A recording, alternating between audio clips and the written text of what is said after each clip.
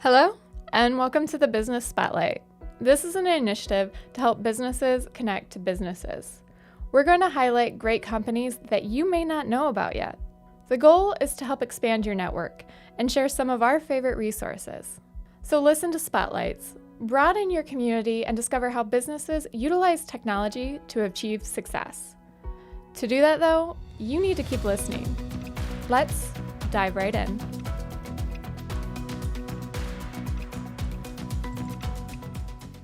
Hello, everyone, and welcome to another Business Spotlight. And this week, I have an exciting guest. I've brought Dan on from the Danberry Company, and he is going to tell us a bit about what he does in the company in particular, and let us know about one of these Toledo favorites. So Dan, if you don't mind. Yeah, thank you. Thank you for having me. I'm excited to be here. So a little bit about the Danberry Company. We are a real estate company, and we were started in 1962 by a gentleman named Dick Glowacki, and it was actually an insurance company. And throughout the process doing insurance, he ended up getting into real estate and started the real estate company. And one quick little interesting thing. So if you're out there and you see our signs in the public, our signs are ovals. So how did we come across that? They weren't always that way. So the first year or two we had a got off little ugly sign. And Dick Glowacki and a partner were driving around town, and they kept seeing the same sign on different intersections throughout the city. And they said, well, if it works for that company, it's going to work for us, and we're gonna use that oval for sale sign. And that company that they saw was Sohio. So if anybody remembers the old Sohio gas stations, that's where we copied our sign from, and that's how we came across the oval. So that was back in 1962. We've been a market leader in real estate sales since 1981, so for 40 years here. And just recently this year, we actually crossed the $1 billion sales threshold, which we were really excited about. In 2020, we did.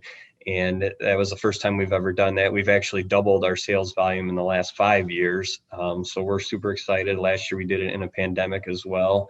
And so, with the pandemic, like all other businesses, we had to change how we did business and how we operated. And we have the best staff, the best agents that we could have that really adapted and did what they had to do to survive and actually thrive. We have about 330 agents or so. And on top of that, we have another 45, 50 staff people to support all of them. And it's been a great run. We're looking forward to many more things and doing some really cool things, which I'm excited to tell you a little bit about. I'm excited to hear them. I'm really curious, how far do you guys reach? Like, what areas do you cover? Yep. So our footprint goes all the way up to about Monroe, Michigan, and then down past Findlay. We hit Lima, and then over to the Catawba area, and then all the way over to the Indiana border. So we recently grew. We actually went into the bowling. We created a Bowling Green office about 3 years ago now, and then after that, we opened up a Findlay office about a year after that. And so we continue to grow. We look for good opportunities, but we want to do things that are right. We don't want to grow too big for where we can't support people. We've had people from outside the area ask us to come into their markets. And at first it seems really exciting, but in the end, my partners and I, we sit down and talk and said, if we go into this market, we won't be able to support the agents the way that we feel we need to. So we've declined some things, but we're always open and looking for things to do and looking for ways to grow and give more opportunities to our agents. Wow. I was really curious just because locally, and I am also locally, I live right in Sylvania, we see your signs everywhere. Good. So I'm just wondering, like, I am typically around this area, and about the farthest south I go on a regular basis is Perrysburg or BG. So to see like your signs all the way down there, and it's really cool to see from the perspective of somebody who knows a friend who just bought a house, who knows somebody else who's buying a house, who hopes to start looking in the next year or two. It's a hot market. It's really cool from like a nosy perspective because I like to look at houses. Absolutely. Yeah, everybody loves real estate. Everybody talks about it. It's the biggest purchase somebody might have in their lifetime, and we love helping people with that. The reason I think that we've also have so many agents, and the reason that we were able to open up a Bowling Green office and a Findlay office is because of the culture we've created here at our company. We are big on culture. Everybody here is super supportive of each other. We're also very involved with the community. We feel that giving back to the community is essential to doing business in the community. So we've created the Danbury Treasure Chest, which I'm not sure if you heard of, but we're going on our 26th year, I think it is. And what it is it's an emergency fund for the Toledo Children's Hospital. So when a family gets into a bad situation and they can't pay maybe a utility bill, a phone bill, they can't put gas in their car, the Treasure Chest will step in and help them out. So that they can get back on their feet. We've done some things where some of the stories are just so heartbreaking. I mean, we've had a mom who was pregnant and the doctors didn't think that the baby was going to survive birth. The baby survived birth, but had all sorts of complications, and they couldn't. The baby had to meet a specialist every day of the week. Well, the mom didn't have a car. So we're like, well, you can't take this newborn baby on a bus. So the Treasure Chest stepped in and purchased a car for, I mean, that's a rare thing. That's kind of a bigger thing we've done. But the fun thing is everybody, they buy into the Treasure Chest here. All the agents, many of them give a portion of their commission checks to the Treasure Chest. We've had, we usually do a big event every year, and everybody's been involved in selling tickets, soliciting sponsors, soliciting auction items, and we just have fun doing it. And we just love everybody here at the office and the company. And, the Treasure Chest is near and dear to our hearts. But we know we got 300 and, we almost got 400 people total at Danbury, and we know that they all have different causes that are special to them. So a couple of years back, we created the Danbury Community Benefits Program. And what that is we'll throw a cool party for all our agents, and your only ticket to admission is you have to give 4 hours of community service doing something. Whatever you want it to be, you can do. So what we really try to do is get our agents volunteering in the community, doing what they like to do. The first year, I think we had about 8,000 hours or something like that. I forget the exact numbers, but then we doubled it the next year, and then the pandemic hit, so we couldn't get out and volunteer. So we're hoping we can get back out and get out and serve people again. So again, we are a real estate company. Believe it or not, after I just talked about all this community service stuff we do, but we're here to serve. We're here to serve the community. We're here to serve our clients. We're just trying to do good for everybody and be good people. And being such a community-based company, being so locally oriented, I feel like that community service aspect only adds to it. I know we on our Everyday Business Solutions podcast are actually going to have an episode in the next couple of weeks come out about getting involved with your company in community service and why it benefits your company. So it is really cool to actually hear you talk about it, knowing that conversation that I just had and knowing we're going to release it to our own followers. But it is so pivotal, not just for being locally engaged, but also being engaged with your employees and your realtors in this case, that you can give them that mental break, you can give them that cause to work towards, and that people want to work for a good company. Right. They want to work for a company that does good. So there's so much happy energy that comes back from that. So it's amazing because realtors are unique from the standpoint they're not employees. They're all 1099. They're all subcontractors basically. And they may all be working for Danbury, but they are competing with each other. They're out there trying to get business. They're trying to grow their business. And real estate sales is so unique because you're out there competing with the person next to you to get the listing, to get a buyer. But then in the end, you got to work with them when you take a buyer to their listing, and you have to put a deal together. So it's unique from that standpoint. So when we do stuff with the community, for example, we did a bed build 2 years ago, in our back of our parking lot, we had about, I think, 60 people come and volunteer, and we built beds for Sleep in Heavenly Peace, which is a great organization, by the way. And everybody's just working together, and they're all on the same team, and they just love to see everybody be successful. We really try to teach that abundance mindset. So just because Susie gets a listing doesn't mean she took a listing away from me. I cheer for Susie because she got a listing. That's great for her. And hopefully I can bring a buyer to it. So we see that through the company. Again, we're trying to teach that abundance mindset.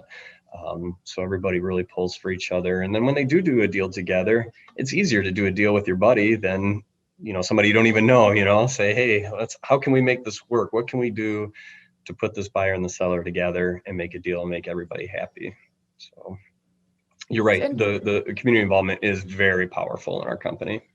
I was going to say, because you could easily have a very difficult environment in the workplace otherwise with such a hyper competitive market. And the fact that, everybody who works with your company is actually competing for the same things essentially. So right. And you're right. It is super hyper competitive. It's a stressful time. I mean, you got people that are trying to sell their house or trying to buy a house. And especially right now with the market, it is so hot. And, you might get a listing, you could get 30 offers on it. Well, you're going to have 29 people who are not happy that they didn't get the house. And it's gotten crazy right now where a lot of people are getting desperate. And some of these prices I've seen on houses are just going in astronomical. And it's our agent's job to do the best they can for them. But sometimes it's like, I don't know what you could have done better when you write $30,000 over list price and you still don't get the house. Like, I don't know what to tell you. I mean, it's a wild market right now. I was going to say, like I told you, I know a couple people who've either just gone through this process or just going through it. And every time they've looked at offering, there's already, like in the first day, already a couple in there above asking. And my friend was very fortunate that she knew the seller and that they were like a better fit for the neighborhood or whatever when she was buying, 'cause she was right there with somebody else's offer. Yeah. And it is crazy because I'm like, I want to house shop because I got the itch, but I don't have the savings I want yet. And also, I don't think I want to deal with being a buyer right now. Like, I can't imagine.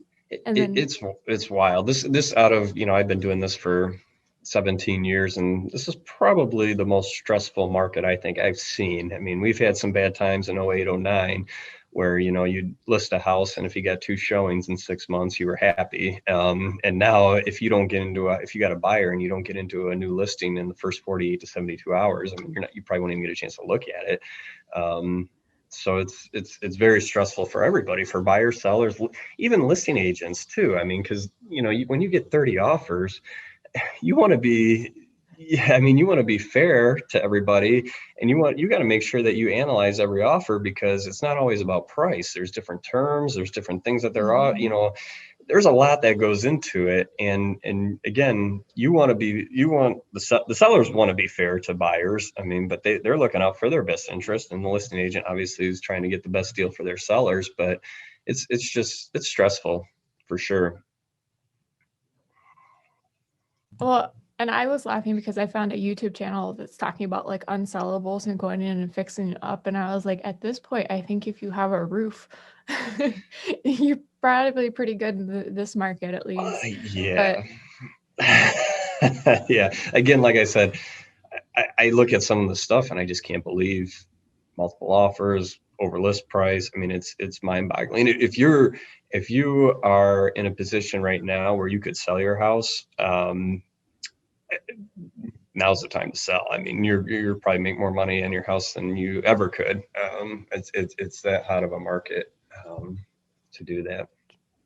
Now, why do you think it's so like it's kind of blown up so much and it's gotten so crazy? That's a great question. So we've actually been complaining. The main answer is there's a shortage of inventory. There's really no homes for sale.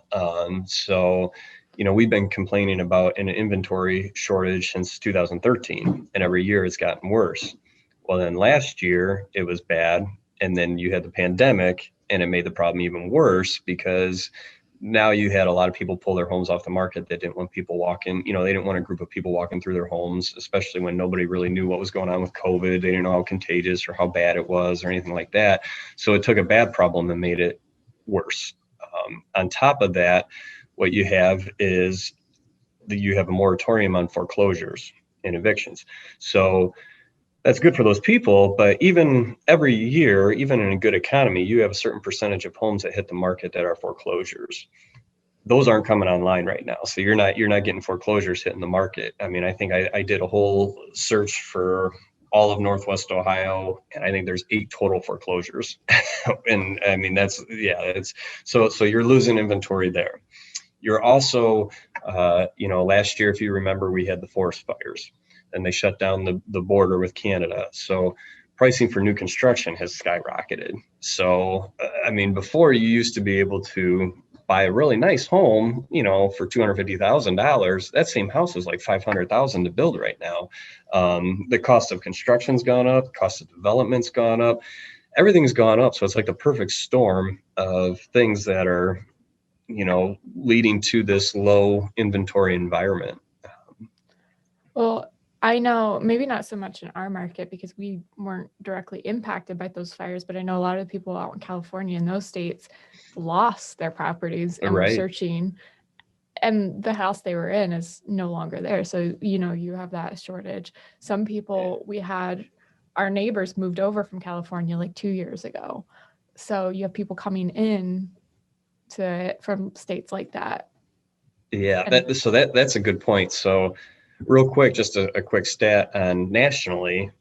Nationally, the average number of listings on the market is 1 million. So at any given time, there's about 1 million homes for sale nationally.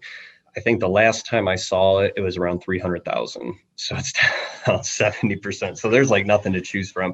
But you make a good point too. So what the pandemic did was a lot of people are working remotely now, right? So you got people maybe in New York who are fleeing the city, San Francisco, LA, they're fleeing the city.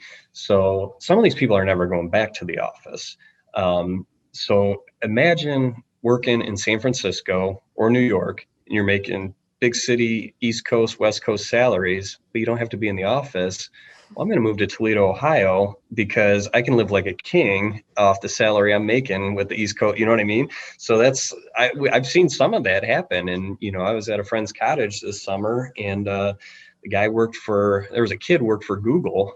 It was Google or Apple. He's an intern. He made 40,000 in 2 months, and he's living in some small lake in Michigan because he doesn't have to be at the office. Oh my gosh. he's The living like lakes a up king. here. Yeah. Right. The lakes up here are so nice too. I know my friend's, her family's cottage, which we like to drift up to in the summer, is got slowly renovated. They're slowly updating it and things like that. And if I could work from there, I would do it in a heartbeat. Oh yeah, for sure. And that's what people are we're seeing a lot more now, for sure. Yeah. I was going to say, I did notice, because like I said, I have been searching, even though I can't buy right now, just to see what's there and what my friend was dealing with, because I was trying to get her to move into Sylvania.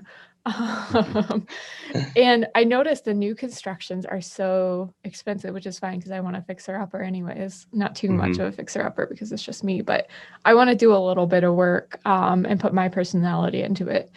And I was looking at like the new constructions. It's like, oh my gosh, I could never. It's gotten expensive. So hopefully something, I don't know what the answer is, but I don't see there's ever going to be a quick fix to this. So no. I see like I said, we've been experiencing a shortage of inventory since 2013, and it's not going to switch overnight. So it's going to take some time, but we'll get there.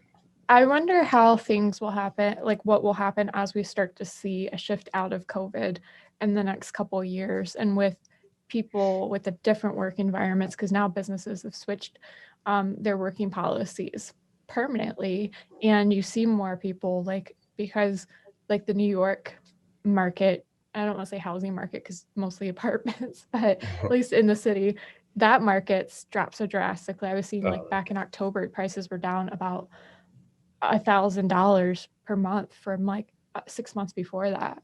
So the affordability of moving into cities for younger people who've always wanted to live in New York City, it's cheaper, but like the people who've settled and already had that taste, they're like, bye. So I'm really Right. curious to see how we'll shift. And hopefully it'll be a little nicer market when I hit it in a couple of years. Right. Well, and everything it is cyclical. So Mm-hmm. what you'll probably see would be my guess would be, the prices in New York are going to keep tumbling until they get to a critical point where young people are like, man, that's a great deal. I can get this great deal. I can move into the city. Then everybody's going to move back into the city, and then the prices will start rising again, and it'll repeat itself. So Well, I know saying that a lot depends on COVID, yeah, obviously.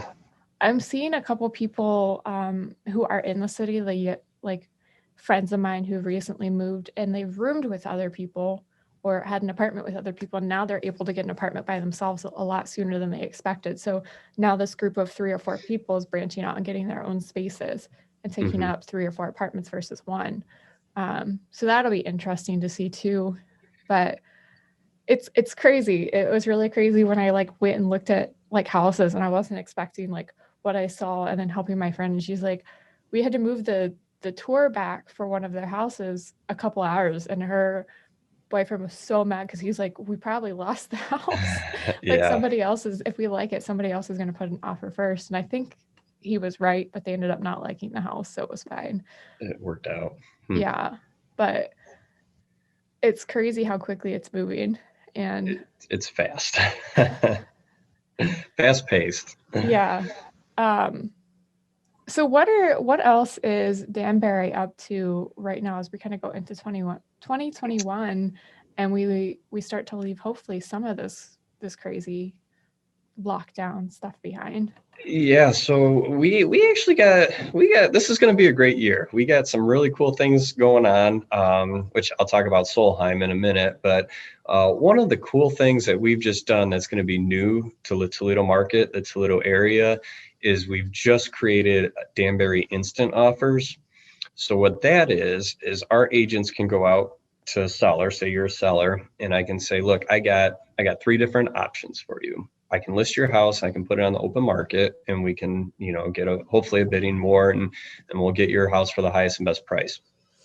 Or I can take all the stats of your house, pictures, all that measurements, and I can send it to a company that we've partnered with, and they will give you an offer within 24 to 72 hours, a cash offer, close quickly, and you're done. So that's that's not for everybody, but that's for some people that maybe they're trying to liquidate a property or they need to get out of town real quick or something like that.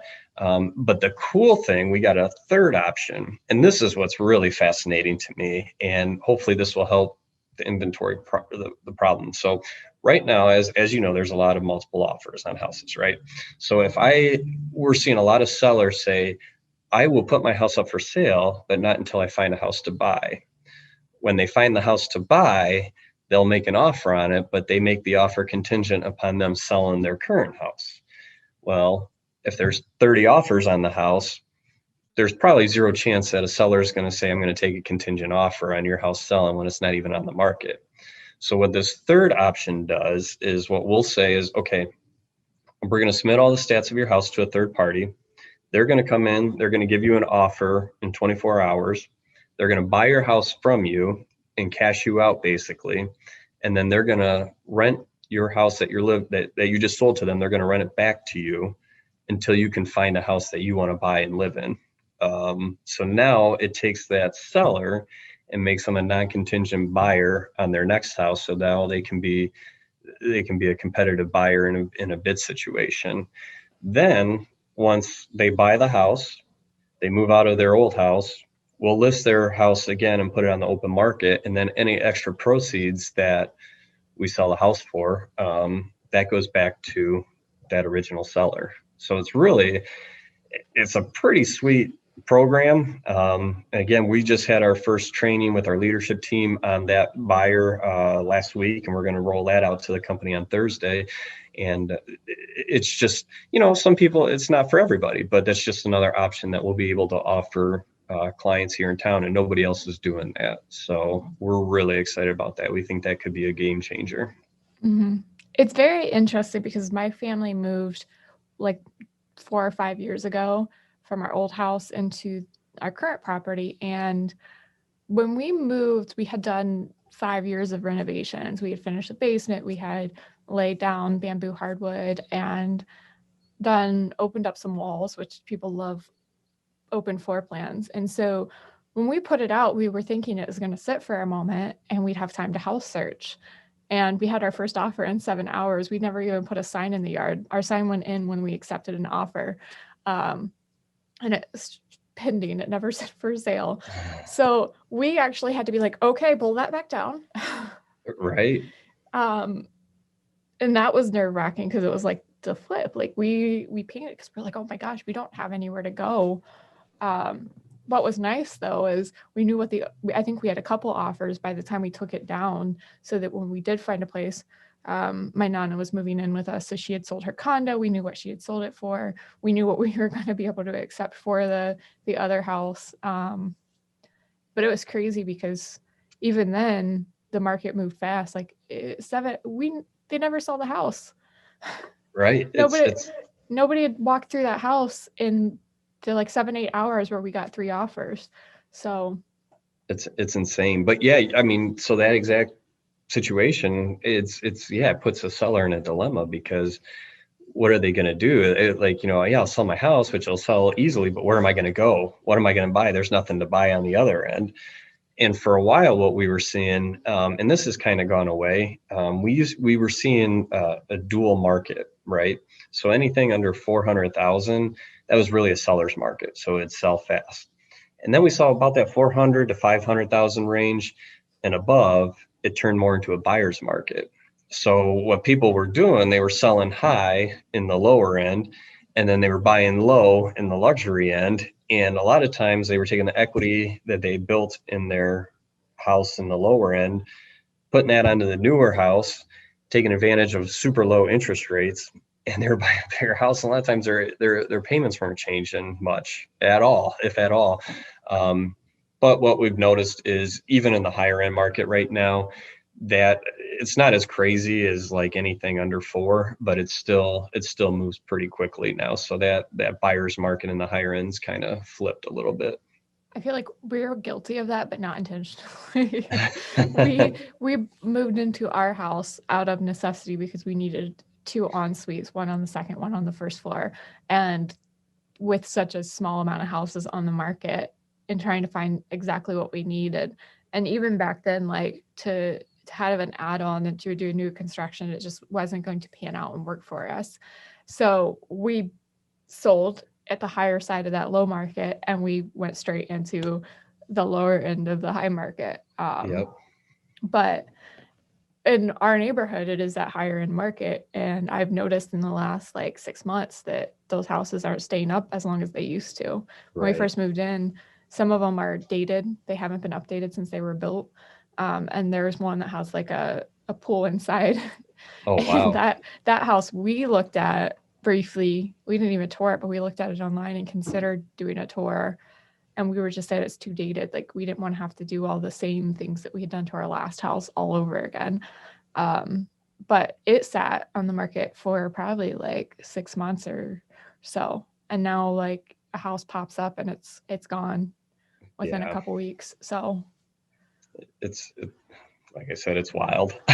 it's so crazy. But you guys are doing so many cool things managing such a hot market and managing, both sides of it, because it's not a buyer's dream at all. Like looking at my No, it's really tough, and a lot of times we just have to keep our agents sane because they go crazy too because they're trying to do the best for their clients. One other thing that we just rolled out the other day is we have in-house Danbury listings because we do have a number of sellers still that say, I don't want 50 people coming through my house in 2 days. If you can get me a good price, I'll sell. I don't need the hassle of all these offers and all that.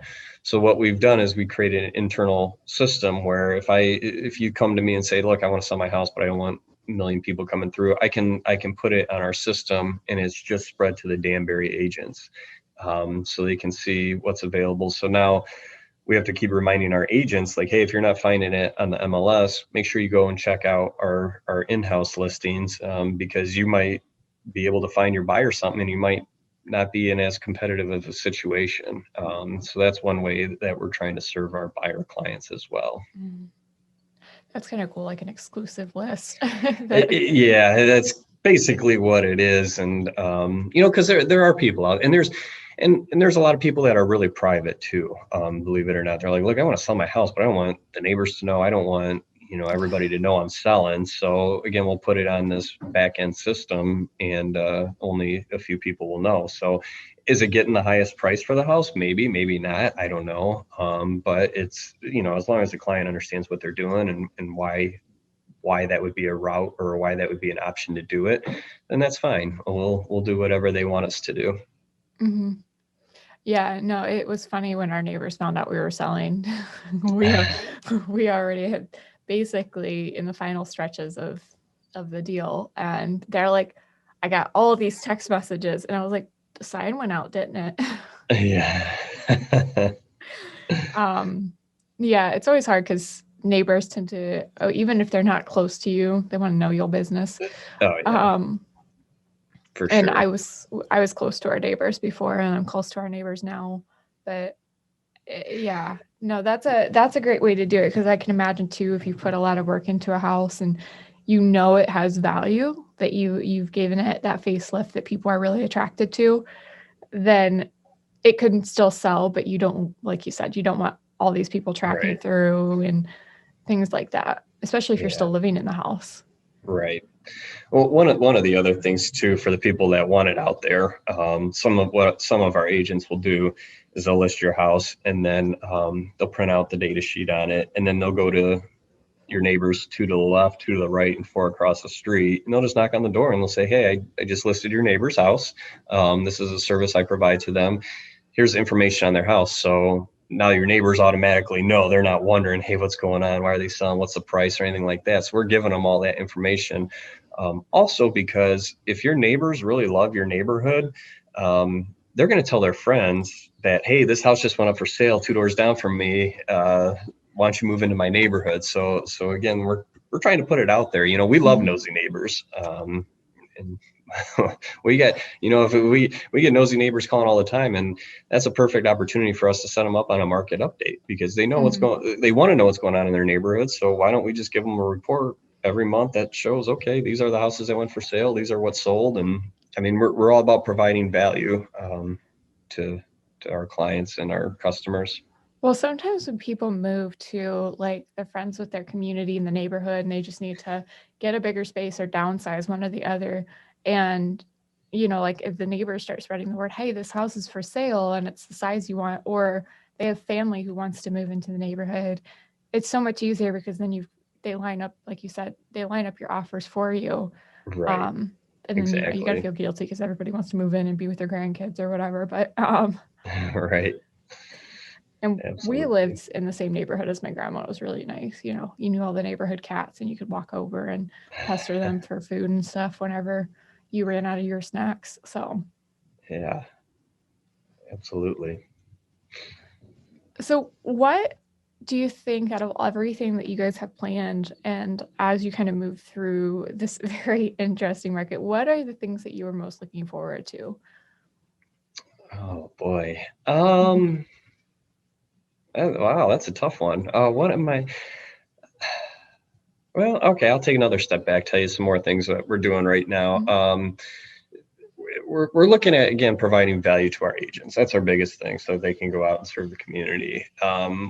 Some things that we're also getting ready to roll out, or some projects that we're working on right now, is we got a development arm that we brought on about a year ago. We've actually had a guy who has developed some top neighborhoods in town. If I said him, you'd know him. He's been on our staff for a while, and then we brought on another guy. So we're actively looking for more opportunity that way, to buy some land and develop it. And we've gotten, just in the last 30 to 60 days, we had some really cool projects kind of fall into our laps that we're looking at. We're really excited about it. We're putting proposals together for some different things. And I mean, these will be really big projects that you'll hear about. And that kind of gets my juices going, but that also, again, will help the inventory problem. Now we're going to have some developed lots for builders to build on, and we'll make some cool developments and do some really neat things. So we have that. Down in our Findlay market, we just opened up our property management firm. So we're slow rolling that. We want to make sure that in the Findlay market, we get our processes in order, everything figured out smoothly. And then once we do that, then we want to bring it up here into Toledo, because there's a huge demand for that. I mean, there's an incredible demand for people to hire a property manager to manage all their rentals. So we got that going. Oh man, that's a big thing.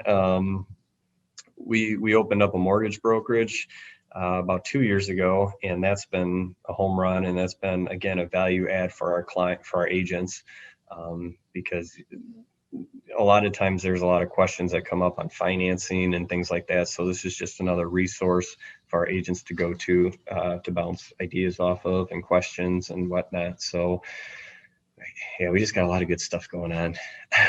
You're starting to become that all-in-one. You have a lot going on, but like in all the best ways. So yeah, we as a company, we've been truly blessed. I mean, to look at some of these opportunities and things like that. I mean, we're super pumped, and it's all because we got good people. Yeah, and you're cultivating that culture of good people. You're not just like bringing them in and letting them sit. You're doing things like the community service and the various types of projects and things that you're introducing to the company are to make their jobs a little easier and a little more efficient and that much more impactful. So. Yep, absolutely. And it's fun to see the people that we're bringing on have the passion for it too. Like before I met with you, we were meeting about one of the developments and just having fun with it, and like, oh, we can do this for this community, we can do that, and there's just so much passion and love of what they do, which makes it fun. So again, we just want to continue building off that and all the momentum that we have going right now. Wow, that's awesome. I'm so excited to see more of what it actually start to come to life as this year rolls out. But it's amazing. That's the only thing that stinks is it takes too long. It takes forever to get this stuff rolled out, but we'll get there. We'll get there. I'm not a patient person. I want to do it tomorrow, but we baby steps. I can understand that. I can totally relate. So yeah.